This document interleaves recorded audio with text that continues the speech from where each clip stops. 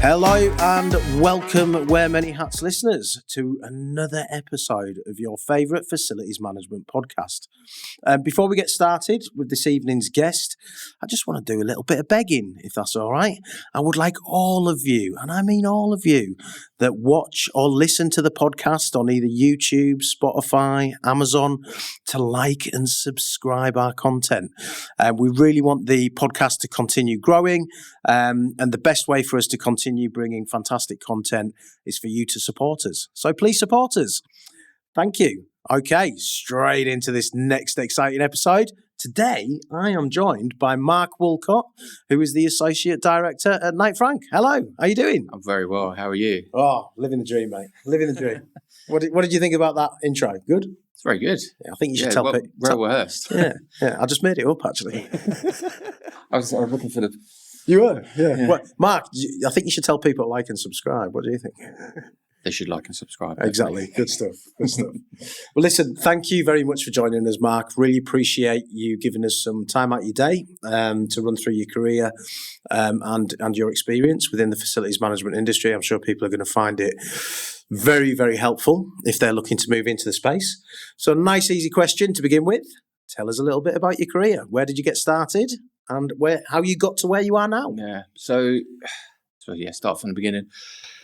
So like most people, kind of started working during college, working in retail, started off with Waitrose and then went on to John Lewis. Then I moved on to the airports, working with World Duty Free. Oh, really? As a replenishment manager. Right. So I did about 7 years with the John Lewis partnership, so Waitrose. Did a little bit of management, sort of assistant management, but no line management as such. Right. Did a couple of courses. Yeah. And then with John Lewis, I was like a team leader and customer service manager. Yeah. So that was kind of just managing the floor. Right. That was up in Peter Jones, up in Sloane Square. Oh, really? Right, okay. Yeah, so quite a high profile store, lots of VIPs and that kind of thing coming. Yeah, of course. Yeah. So I'm guessing that the client experience was very, very important in that setting. Yeah, very. You get some sort of very important individuals in there, so you had to kind of really kind of switch up your. Who's the most important you've ever seen, Mark? It's probably John Major.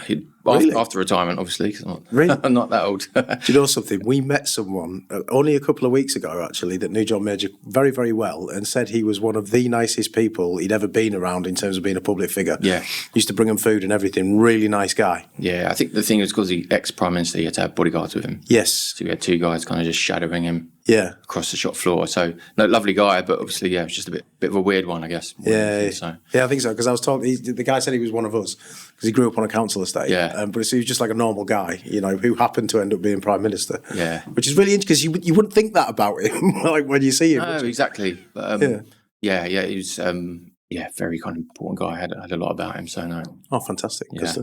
And then, sort of going back, I went to Terminal 4, sort of working in Replen. Right.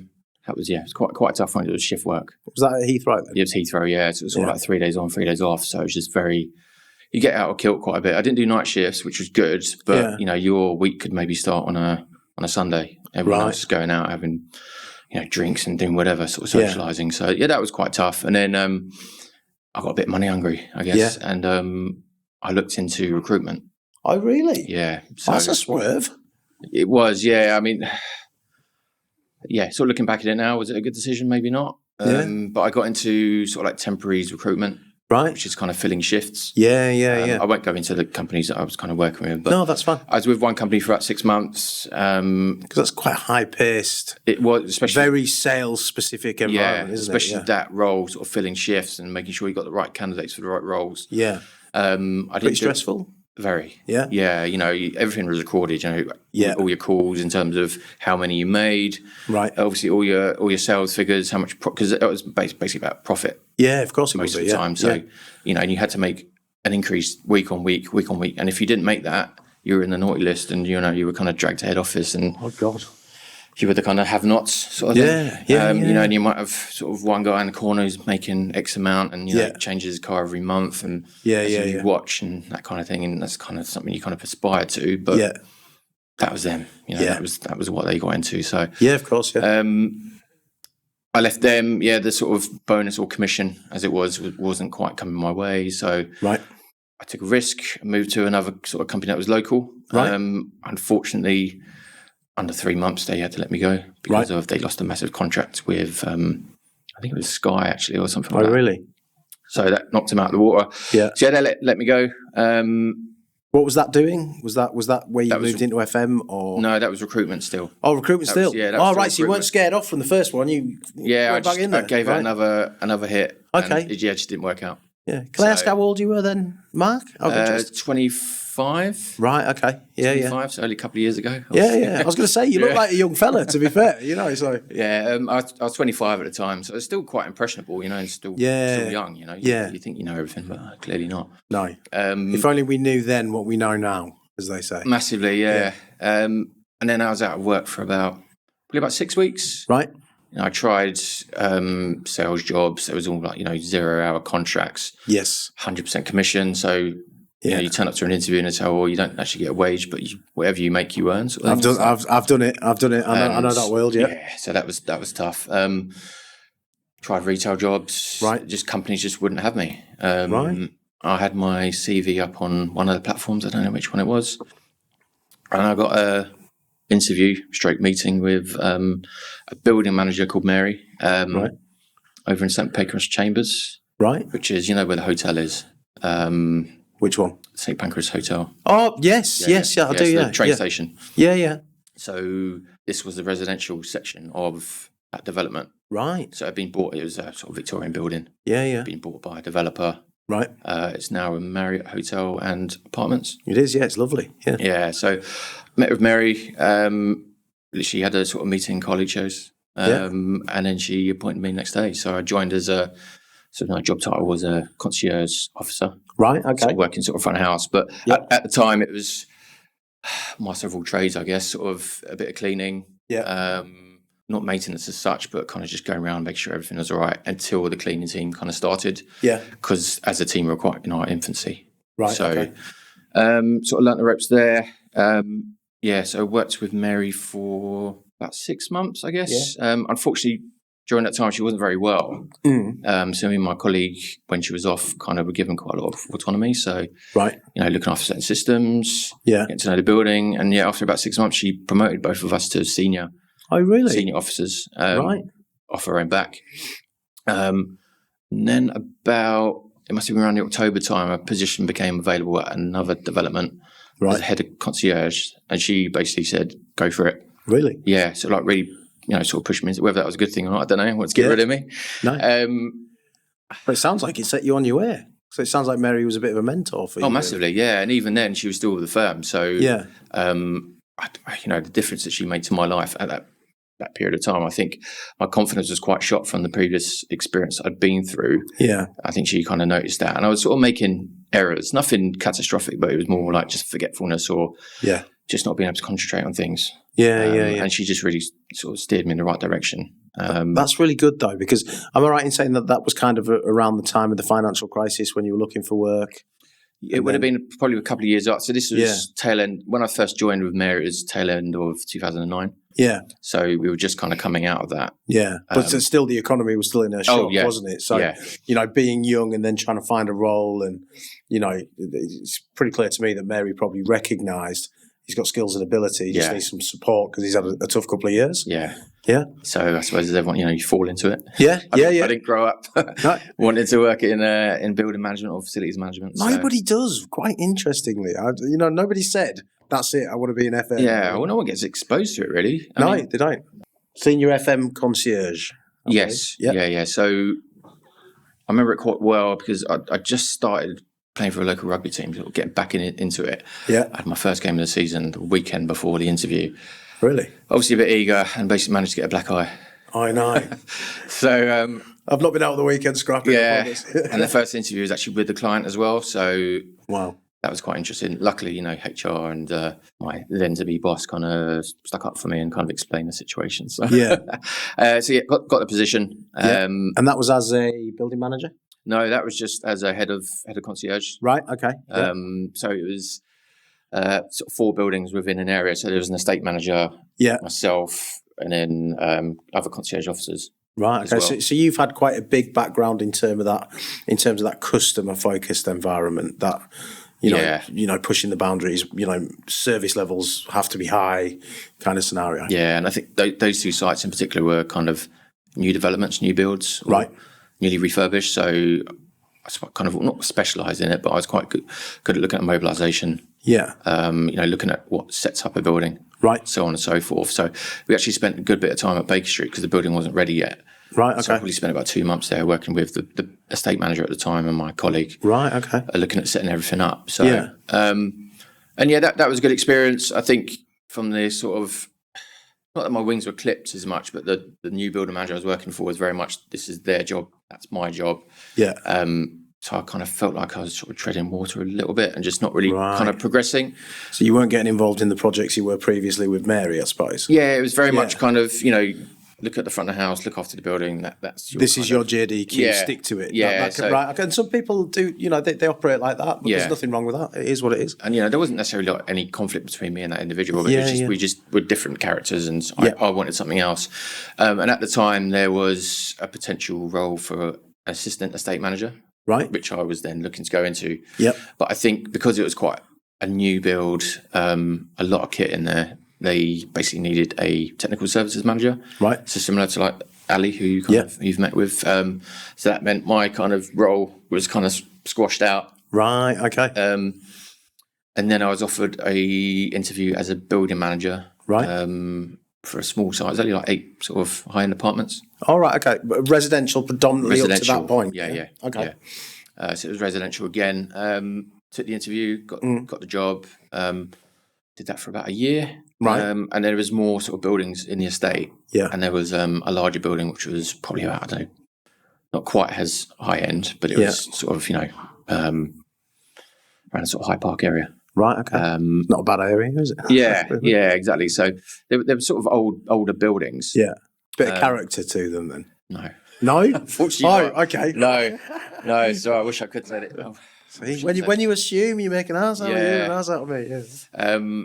Yeah. So basically, my boss at the time came around to the site I was working at and said, "We need you to take over this building." Yeah.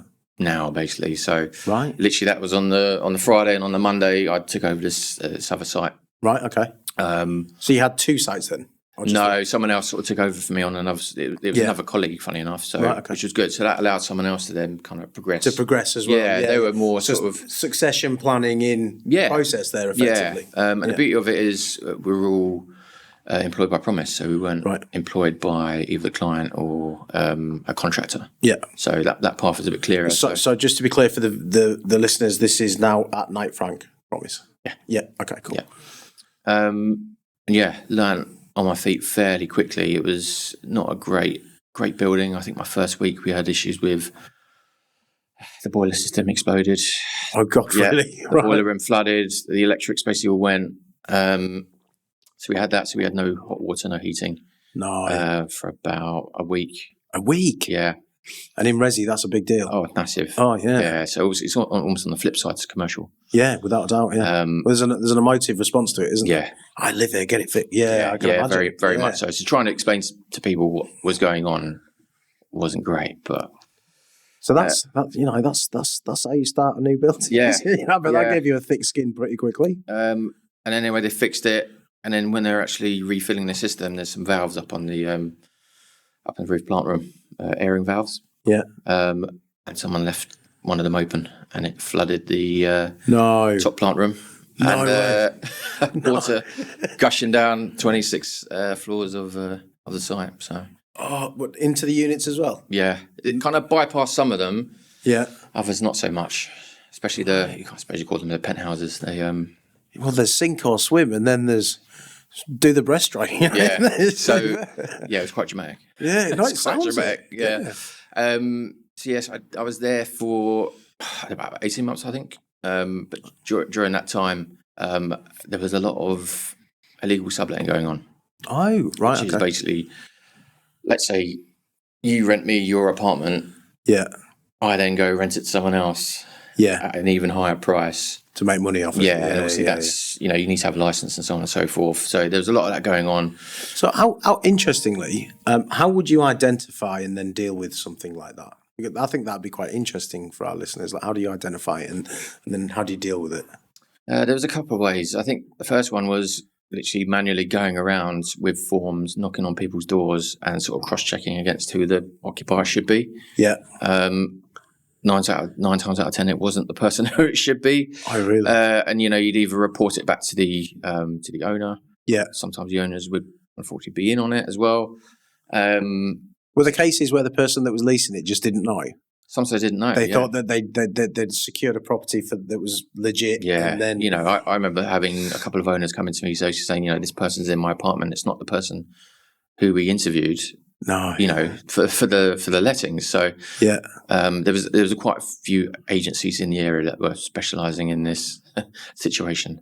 Wow. Let's just say. I bet that was really interesting, though. Although difficult to deal with, interesting. Yeah, we did things like we basically shut down the whole access control system, basically disabled everyone's fobs, and then made everyone come back to us so that you could check it. To then reactivate them. So. How did they react to that? Was that that must have been quite a combative scenario to be involved in, because people are quite emotive about things like that, aren't they? Some people understood it. Other people were a bit elusive about it. Sometimes owners weren't in the country. Yeah. On the grand scheme of things, it actually wasn't as bad as I thought it would be. Right. Okay. That's interesting. Yeah. And then with that would fall things like, people would sort of offer you money to turn a blind eye. And, it's obviously not in my nature to do so. No, of course not. No. Yeah, so I got to a point where I was just like, right, okay, again, I'm not really sort of learning. Not really learning much. And sort of during that time, Jason Taylor had started with the business. Yeah, we know Jason well. Yeah, so... he joined. I met him at a launch for another portfolio that we'd taken on. He literally went around the whole room, introduced himself to everyone, made sure he knew who everyone was. What do you do? Where are you from? Yeah. And he moved over to commercial. And I thought, do you know what? I wouldn't mind having a go at that. I fancy a bit of commercial. Yeah. I spoke to my boss at the time and joined my sort of one-to-ones. And lo and behold, Jason sort of had a meeting with me and one of the partners at the time, and I was given the role, and I took over from Tom Devine. All right, yeah, we've met Tom as well. Yeah. Over at 3 Waterhouse Square, which is another sort of Victorian building. So that role was? That was a building manager again.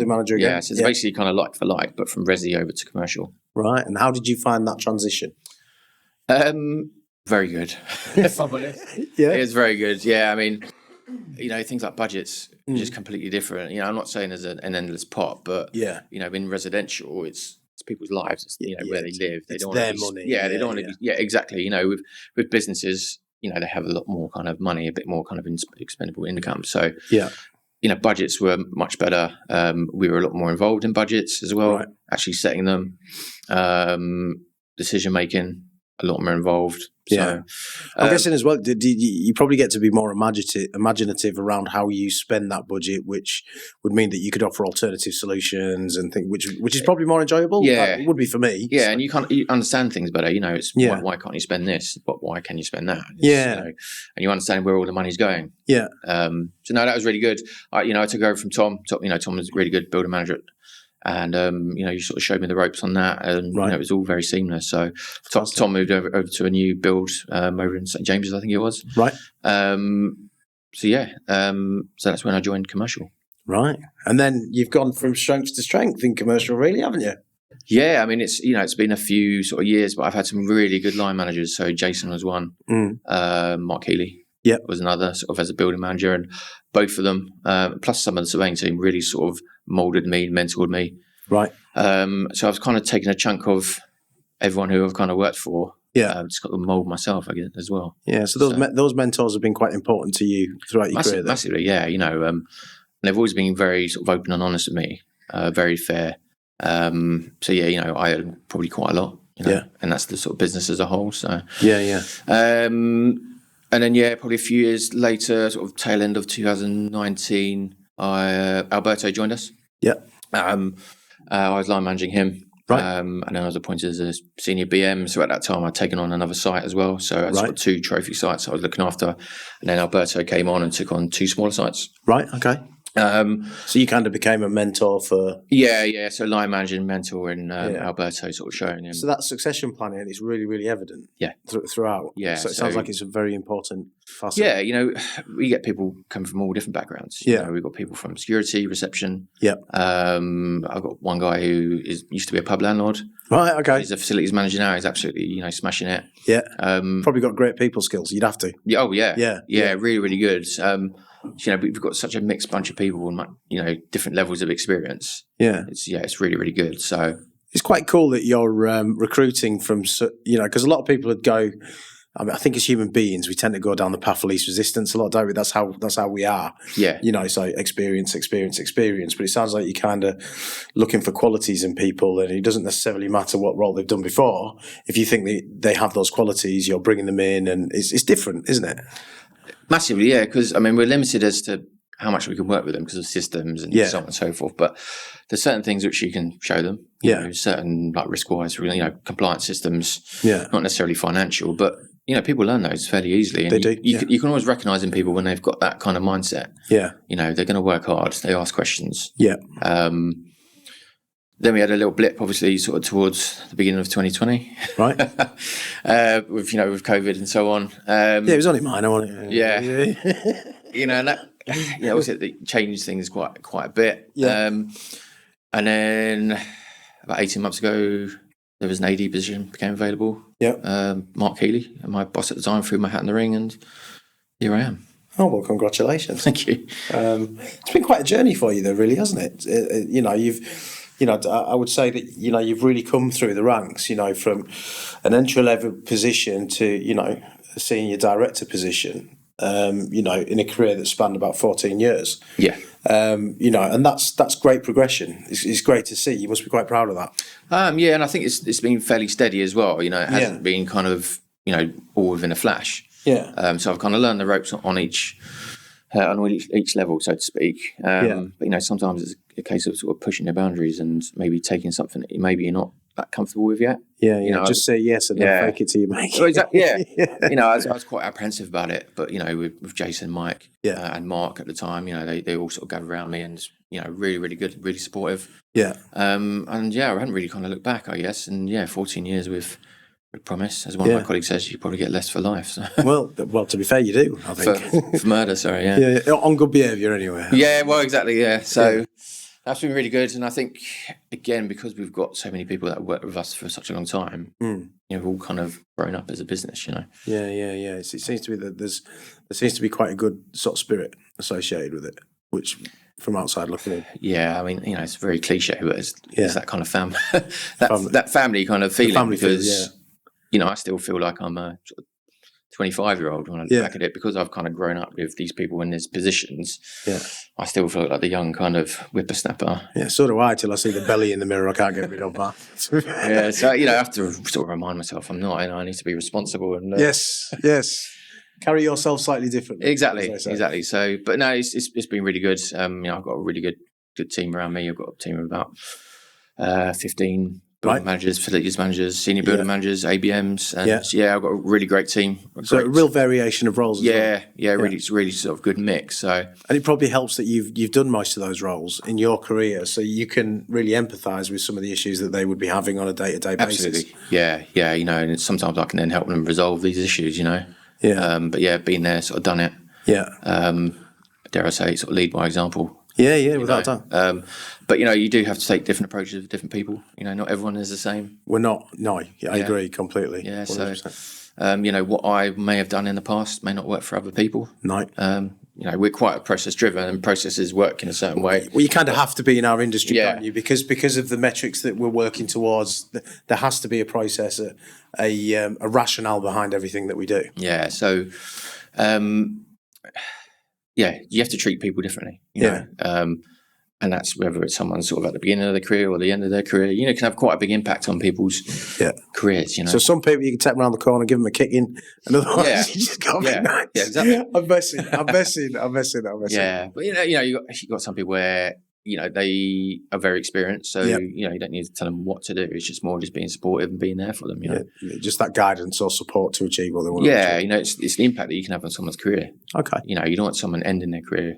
No, with a bully or just someone who's being annoying. They want to sort of just see their days out. So of course they do. Okay, so obviously quite a rise, through the ranks of facilities management over a period. What would you say your biggest takeaways would be during that period? So what I mean by that is, did you, for example, put yourself out there for training that would have helped your career or progression?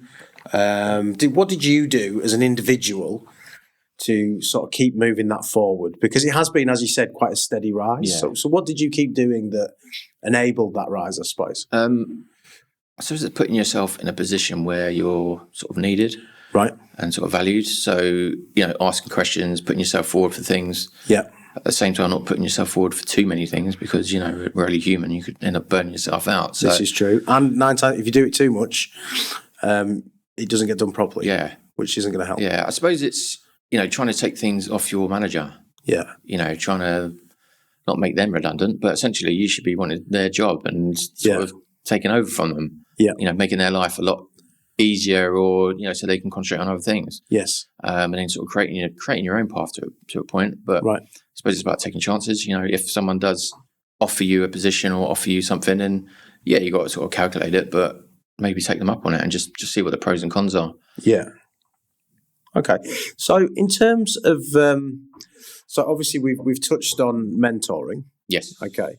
Did you have like formal mentoring processes that you followed, or was it more, there was people within whatever business or whatever role you had that you thought I can learn from them? So I outright asked them to be mentors, or did you just kind of do it in a way that helped you and didn't take up too much of their time? How would you say you benefited from that most? Yeah, I suppose sort of looking back at it, we didn't really have like a sort of mentoring system as such. I mean, to be fair, sort of going back to your previous question as well, with sort of training, we had a new training manager start, right? Called Michael Celestine, and he's just sort of revolutionised Promise. Really? Yeah. Right. Like massively. We had all our sort of training systems and so on and so forth. But yeah, he's just changed, flipped things on their head. Yeah. We've got all our online training that you can do. There's now additional training that you can do as well. Right. Yeah. So so can you do things like modular based learning and all that stuff? Yeah, and then you got your health and safety stuff like IOSH, NEBOSH. Yeah. Which can be quite sort of overwhelming for some people. Yeah, but I've spoken to a few people that are doing NEBOSH right now, so they've told me. Yeah. So in terms of mentoring, I suppose who I worked with very closely was Mark Healy. Right. He retired April last year. Yep. I've met Mark a couple of times. Don't know him well, but I've met him a couple of times. Nice guy, northern guy like me. Yeah. Tough cookie. Don't mess around. No, exactly. He says how it is. Gives you a bit of tough love. Yeah.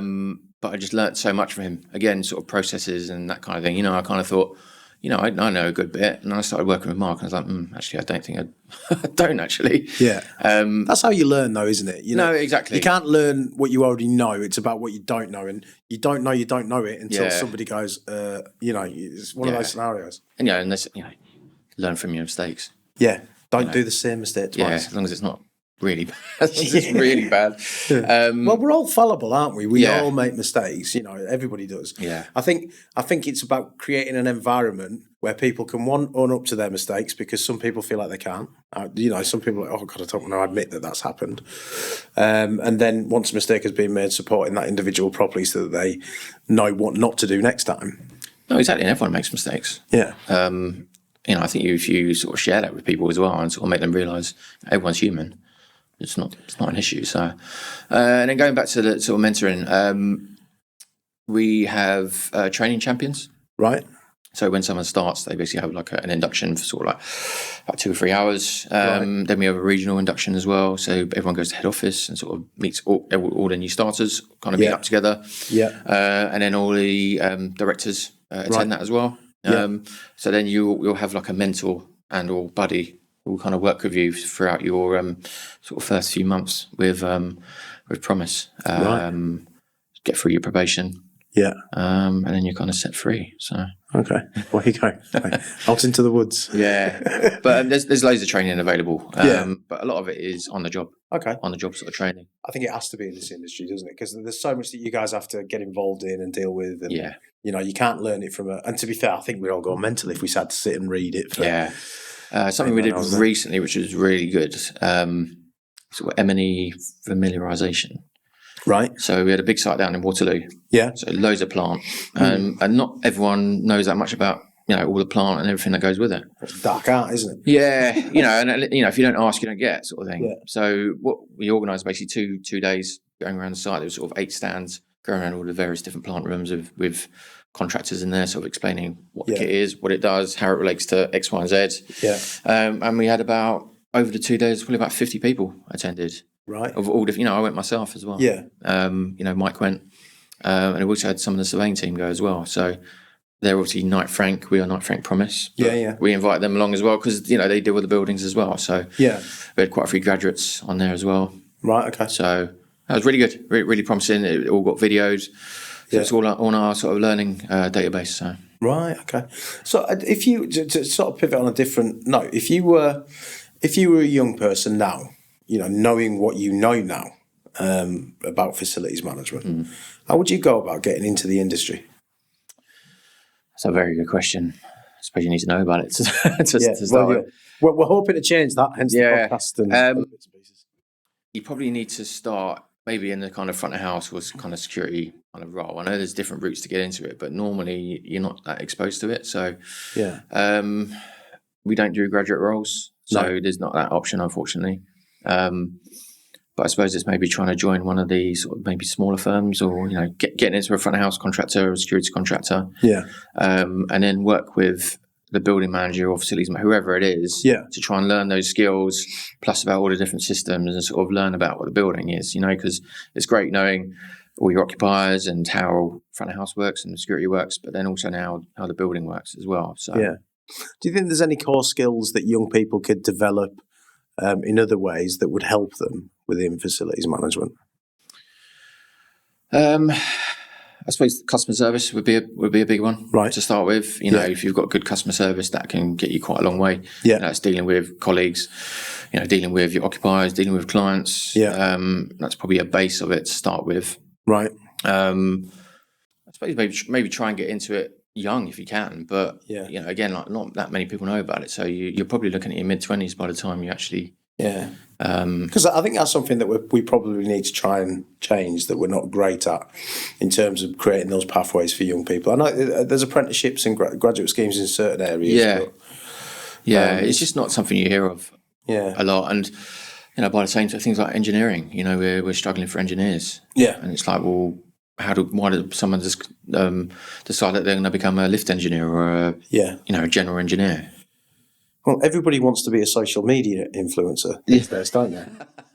But that is the thing. I mean, if we're being honest, I think, kids are kind of being set up to fail because, they're going through school thinking this is a great career and I'm going to do this and, I'm going to get loads of money off YouTube. Quick buck, yeah. But the reality is that doesn't happen for everybody. It happens for some. And also that, they all want to be famous, No, exactly. Young people. But I think it needs to start in schools to a certain extent, doesn't it? Yeah. I think. But you need to just try and learn as much as you can wherever you're working. Take your chances. Don't take risks, because that just doesn't work out in our game. And just really try and push yourself. Yeah. Really push yourself. Ask loads of questions. And try and shadow whoever you're working with. Yeah. Okay, cool. All right, we'll move on to something a little bit different now. ESG. Yes. We all love it. Yeah. Hot topic. Yeah. Hot topic at the minute. Obviously, I've said this a few times on the show. I think FM is pretty good at it. Yes. When you compare to other industries and things like that, I think that we're pretty good at sort of pushing the envelope and doing different things. What do you think the future of ESG is? Because it's going to change, obviously. Where do you see it going? Because obviously you're at the front end of it. You're the tip of the spear, aren't you? Yeah. So. It's a difficult one. It's a bit of a balance, I guess, and I don't want to sort of be sort of down on it. But when you look at a building, it comes out of the ground. Yeah, that would have been planned sort of maybe 7-10 years ago. So the technology that comes out in that building is completely different to the technology that you have now being developed. Yeah. And then it's, well, if that's the case, if you've got a brand new building and a year later you're then saying, right, we need to change this, we want to make things better, you're going to have to spend money. Yeah. And then occupiers are going to be, well, a brand new building, why do we need to spend more money? Or if, you've got an occupier who has a year left on their lease, well, why do I want to pay for this to then not reap the benefits? Yeah. So, obviously money saving is very good, but obviously ultimately it's all about energy. You want to bring your energy down. Sometimes you need to speculate to accumulate. So you might do a project which costs X amount, and that might pay for itself, within sort of 6 months to a year. Yeah. But I suppose, we rub shoulders with our contractors, consultants for all the new kind of new technology that's coming out. We have something called Design for Management. Right. So that is where we work with clients on these new builds that are coming out and sort of telling them about new technologies that you've got coming out. I think some of the things that do restrict you, unfortunately, is the size of the building, the shape of the building, the type of building. There's the building regs as well, isn't it? Which are quite stern. Some of this efficient kit needs space, and if you don't have the space, you can't do it. So that's one challenge. Again, obviously, I said kind of money. Yeah, balancing that out is it's quite tough. And then you might have some sort of older buildings where they're kind of reaching the end of their life, and again, it's like, well, we're going to spend this much on them, but then they're going to be knocked down within a couple of years. Why do all of this? What's the point? Yeah, why not wait? It's a bit of a fine, but I think a lot of it is also about behaviours as well. Right. Okay. What can we do? Whether it's not have bins by people, talking about recycling and refuse, it's not having bins by people's desks, have a central point where it's all divvied out. Things like lights, switch your lights. It sounds so basic, but I think the little things all add up, and there's certain quick wins that you can put into buildings, which can really, really help and make a big difference. And an example I'd use is one of my colleagues, they've got a building down at the end of Kingsway. Right. And they changed all the LEDs on the front of the building. Yeah. So they were like old, big, massive halogen lights. Yeah. They paid for themselves within, I think it was 2 months. That's crazy, isn't it? And probably saved about £60,000 in electricity in the first quarter. Wow. Yeah.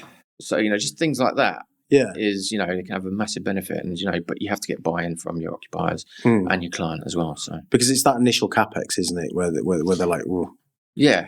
But then people will get those benefits. So. Yeah, without a doubt. Yeah. Okay. What about from the social element in terms of giving back to the communities that you serve and things like that? Personally, I think there's a lot of work to be done there. I think it's a bit of a grey area. Like, what do you think? Yeah. Again, you don't want to be doing it just because you should be doing it. Yeah, it can't be a tick box. The photo exercise of look at us, we're digging a field or doing something good. You should be doing something meaningful. So us as a business, we get 2 volunteering days per year. Right. So you can either do that as a group with Promise, or you get the regions together and do, or you can do something yourself. So one of our guys did like a charity walk. Yes. So he basically did a walk of all of his sites. Basically took him a good part the whole day, essentially. Right. So, we do things like that. What else do we do? We look at sleep out. So we're doing a land out, sleep out, which I think. Yes, yeah, I am doing that. Yeah. So, things like that. Okay. Look, that kind of brings us to the end of the podcast. How have you found it? It's actually really good. Yeah. Thank you very much. Do you want to tell us a little bit about yourself? What do you like doing outside of work? Not a whole lot at the moment, to be honest with you. I haven't got time. What was it work? No, we bought a house recently, so I've been busy sort of ruining it and then getting it fixed. So, really? But yeah, I used to play quite a lot of rugby. That stopped quite a few years ago. So it's mostly just socialising, ruining the house. Yeah, ruining the house. Ruining the house. So. It can't be that bad, Mark. Yeah. That's probably about it at this moment in time, anyway. Yeah. So. Okay. Well, listen, thank you very much for taking the time to sit down with us today. We've really enjoyed it. And we will speak to you next time. Thank you. Take care. All right, listeners, thank you very much. Another fantastic episode. We'd like to thank Mark for taking the time to sit down and talk to us about his career, which I'm sure you'll agree is incredibly interesting. And I'm sure he's more than happy for you to reach out on LinkedIn if you have any questions. Take care. Bye-bye.